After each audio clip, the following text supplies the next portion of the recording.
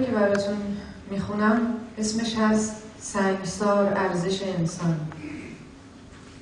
این کار رو برای همکلاسیم که سال 2000 در زندان اوین سنگسار شد نوشتم. ولی قبل از اون دوست دارم یک شعری رو که خیلی ارتباط داره با حس شاید بهنازها که توی چاله سنگسار شدن براتون اجرا کنم و اسمش هست به همین سادگی.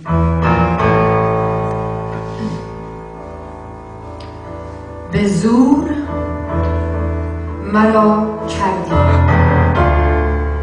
و به من گفتی جنده، به همین سادگی.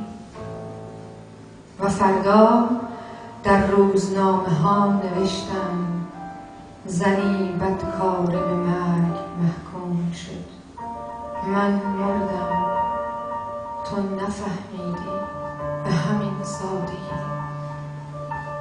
یادت باشد اگر من فاحشم و تو مرا کردی، پس تو هم جنده‌ای به همین سادگی.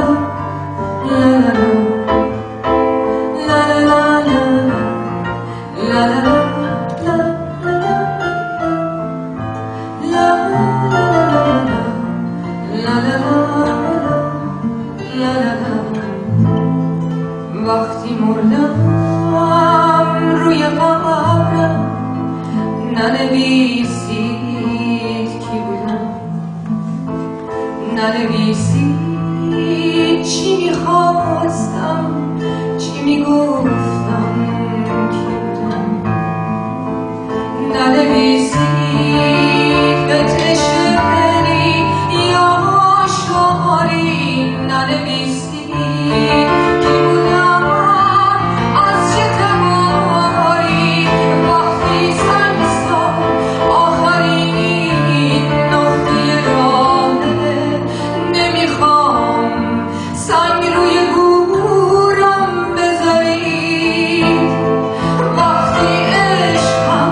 با خودت